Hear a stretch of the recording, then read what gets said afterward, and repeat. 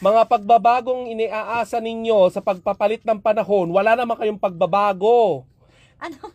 Ikaw ba, natutupad mo ba lahat ng New Year's resolution mo? Oo, kasi ang pinapangako ko sa sarili ko ay yung kaya ko lang. Like for example, Ah. sabi ko, dati kasi nasubukan ko din yung nagfi-fail ako sa sa pag New Year's resolution. Like, pinapangako sa sarili ko na mag-iipon na ako pero hindi wala naman Oo. nangyayari. Oh. Yung ginagawa ko yung opposite. Ano? Gagastos ako na mas marami, natutupad. 'Di ba? Mas madali palang tubarin yung gastos, no? Yes. Oy, sabi, nagrereklamo tong mga to. Dapat daw Bakit? ikaw mag-request sa akin para lumabas daw yung mukha mo dito sa live ko. Alam mo, nagre-request ako sa'yo. Pero Pero wala. ayaw nga, 'di ba? Oh, ayaw po talaga. Nadamot yung live ni Gandang Kara. Couldn't add guest daw po. Oo. Kahit ikaw na yung nag-request, no? Wali. Oo, parang naka-private yan. Grabe ka naman. Hindi, tsaka yung mga tsaka yung mga New Year's resolution na magbabago na yung kagaya ng babawasan ng pagmumura, Oo. yung mga ganon. Lalo pa nga nadadagdagan, 'di ba? Sa hirap ng buhay at sa dami ng toxic na pangyayari sa ating pamumuhay, hindi rin naman, 'di ba? I am not encouraging everyone na talagang yakapin niyo yung pagmumura, pero imposible yan sa panahon ngayon. Kasi Diba? alam mo, malaking factor din po talaga ang influence na nasa paligid mo. Oo. Halimbawa, sumama ka sa mga taong palamura, eventually hindi mo napapansin magiging palamura ka. Sumama ka sa mga taong makukunat, eventually baka maging makunat ka na din. At saka ikaw mismo makakapag-control sa sarili mo. Ako, aminin ko sa inyo, nagmumura talaga ako. Pero tignan mo, pag nasa radyo, hindi ka naman makakapagmura kasi alam mo sa isip mo, sinet mo sa utak mo na bawal. Yes. 'Di ba? 'Di ba? Alam mo, may nag-comment dito. Ano sabi? Madam, ano po nangyari sa ilong nyo? Bakit ano nangyari sa ilong ko? Ganyan talaga yung ilong niya. Ano po nangyari sa mukha mo? Oo nga.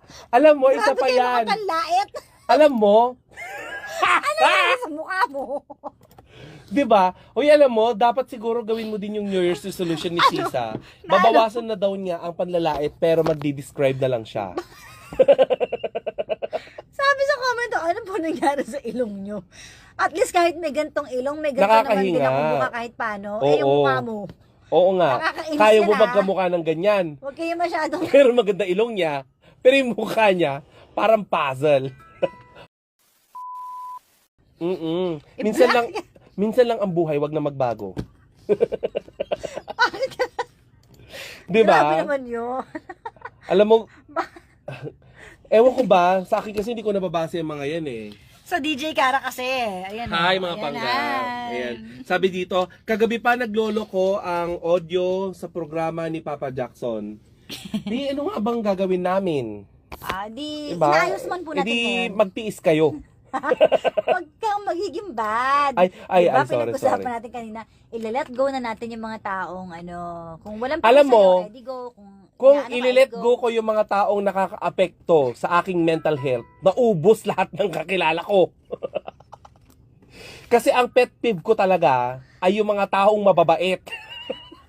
Pip mo yun? Oo. Okay, Gusto pala ko yung pet mga peeve mo toxic. ako. Yung, ha? Hindi, oy.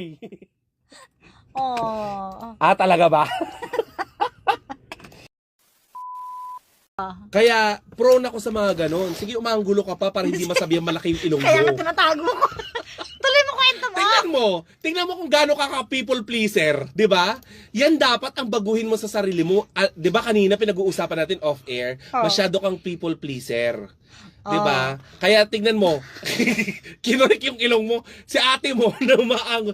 Alam mo te, ako talaga wala akong pakialam kahit na pangit ang kahinatnan ko sa picture sa camera. Tuloy mo na yung sa Kasi kilikili. 'di ba nakita mo kung anong reaction ng mga taong dumadalaw dito? Oo. Hindi ka naman pala ganun kataba sa personal. 'Di ba mas maganda yung ganun ang pangit mo sa online pero pag nakita ka nila siya, shucks, Diyosa ka sa personal. Oo. 'Di ba? Oo, Pero yung sa tapos? kilikili, wag niyo po kaming i-bash kapag sinasabi namin na may mga mabaho talaga ang kilikili. Para linisin. Oo, So, tapos- ayaw mo ng mga taong hindi naglilinis ng kilikili. Kasi dapat, In general, mabaho mabaho ang paa, anit. mamili ka na, hindi pwedeng wala. Siguro yung amoy kilikili na lang. Kasi Kala ko ba yun ang pet peeve mo? hindi ko ipapataas yung kamay niya. Subukan niyang itaas yung kamay niya. Tignan niya. Bigyan, suntukin ko siya sa tagiliran. Grabe siya. Subukan mong itaas ang kamay mo. Tignan mo. Siya maging meet siya ng buhay mo. Ako naman doon na lang ako sa bad breath. Te! Wag ko na. Yung bad breath, isara Huwag niya yung ka bibig magsasalita, niya. di ba? Lalabas yung hangin sa ilong niya. Hindi. Takbang ko ilong niya, ganoon. Di, namatay siya. Ginusto niya yan eh. Nasuffocate siya sa sarili niyang hininga. Ang baho. Siyempre pag ganun, di ba? Ano yung Kinabukasan pinaka-dugyot na nagawa mo na sa buhay mo? Dugyot? Parang makalat ako pero hindi ako dugyot eh. Nagulit ka na ng panty girl? Hindi. Bra? Hindi. Ay, oo, nagulit O, na dugyot ako. ka. Pero mabango kasi. Amuin mo pa. Yak! Hindi kasi ako pinagpapawisan, oh. Yak! Oo. Hindi ka pinagpapawisan? Mas unhealthy Hindi. kaya yun Unhealthy pag hindi nga ako. pinagpapawisan. Oo, may powder pa yan. Oh. Di ba pinagpapawisan yung ilalim ng wire? Ah? Dito sa Ilalim ilalim ng ng Ay, dibdib hindi ng naman babae. ganun. Dito lang sa dibdib, di naman sa ilalim maglalagay. Yung parang pang, pang feel good lang na pag after mo maligo. Pang feel good. Tapos may liig-liig, ganon. Ah. Nga ba? Mamili ka, traidor o mbaho? Yung lahat ng baho nasa kanya. Ay, baho na lang. Ayoko ng traidor. Mm. Ayoko. Hindi ako naniniwala. Hindi. Okay na lang. Kasi yung matinding sakit yun eh. Matinding pang-aahas yung pagiging traidor. Pero yung yung amoy Pwede kilikili. ka namang maligo eh. Hindi yung may Kilikili kilikili ka eh. talagang ingungudgod ka dyan sa kilikili niya. Bakit naman ingungudngod?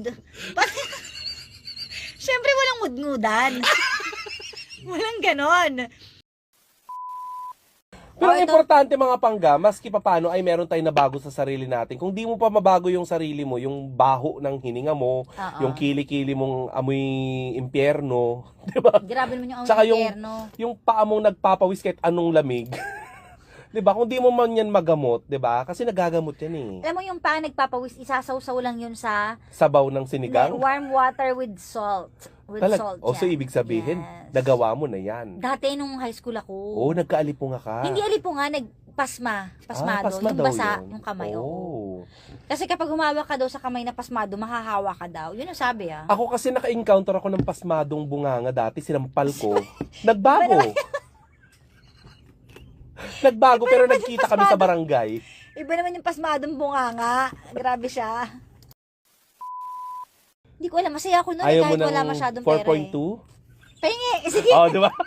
Bigla Pero siyang ngumiti, syempre, nagbago yung mata niya. Hindi, pero hindi ko siya yung ganong priority. Promise. talaga? Oo. Ako gustong-gusto ko Minsan ng pera. gusto ko ibalik yung time na ibalik niyo po ako sa taong ganito. Gusto ko po yung kumakain pa kami ng sardinas, magkakasama kami. Pero ang saya ko. Oh my gosh, ngayon hindi ka na kumakain ng sardinas? Kumakain pa rin, pero I mean, yun lang yung pang-araw-araw na ulam Ah, namin. yun lang yung nagtatawid sa inyo. Oo, ganun. Ngayon, dalawa nga ang ulam, pero parang minsan di kayo sabay-sabay. Parang mas nakakamiss yung dati na nagsisiksikan lang kayo sa maliit na bahay. Kasi the more na mas marami kang the more na mas marami kang na-acquire na properties kasi, mas marami kang obligation. Totoo yan. Mas marami kang obligation na Marami bayaran. kang iniisip.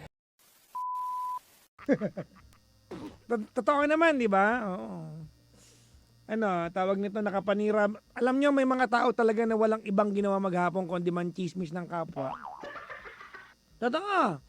At ang pinakamagandang, hindi naman maganda, no? Ang pinakamalupit na part, alam nyo kung ano pinakamalupit na part? May mga pumapatol. Ay, pusa.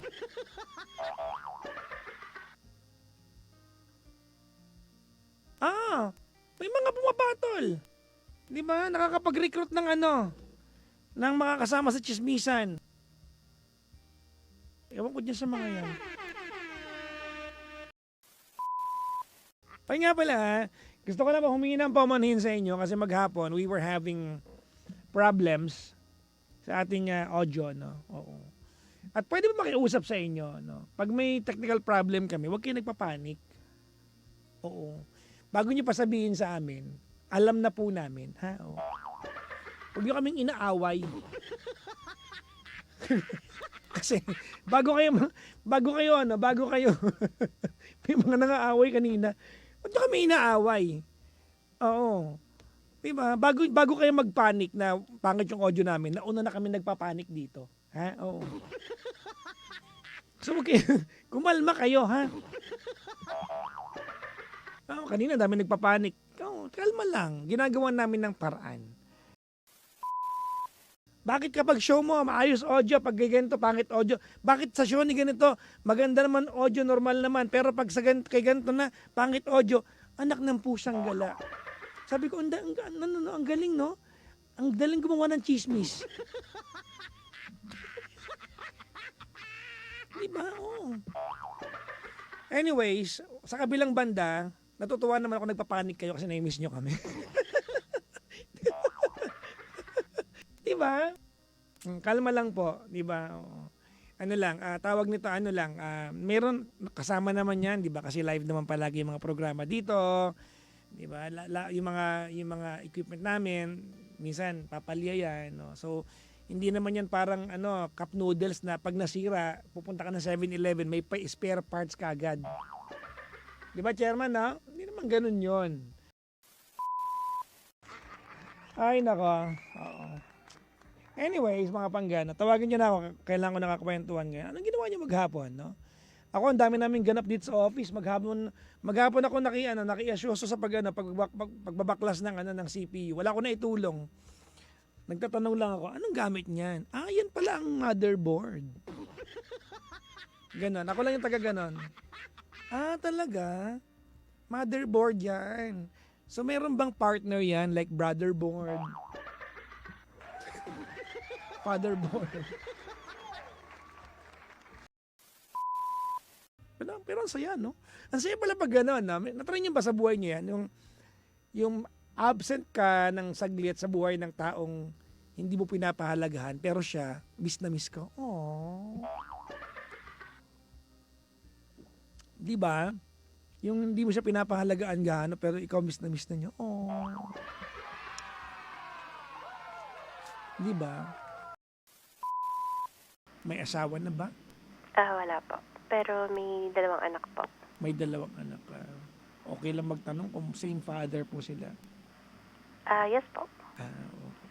Pero wala na kayo ng tatay. Wala na po. Pero in good terms naman po. Where?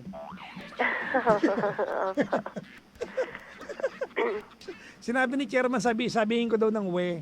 Sabi niya, kailangan niyang harapin ang realidad. It's no longer a problem. It's just a reality she needs to face. Kailangan niyang harapin ang katotohanan that being with the guy, di ba, it's just going to make things worse for her. Alam niyo may ganyan na, yung you love someone but you don't like someone. Ulitin ko maganda linya ito. Pang status. Diba? There are times that you love someone and yet you don't like someone. Mahal mo siya pero wala kang tiyaga, wala kang amor sa kanya. Bad trip ka sa kanya pero mahal mo siya. You love someone and yet you don't like someone. You don't like the person. Diba? Anyways, mga panggan, importante kasi when you love someone, you like the person as well. Importante yan. That's very, very important.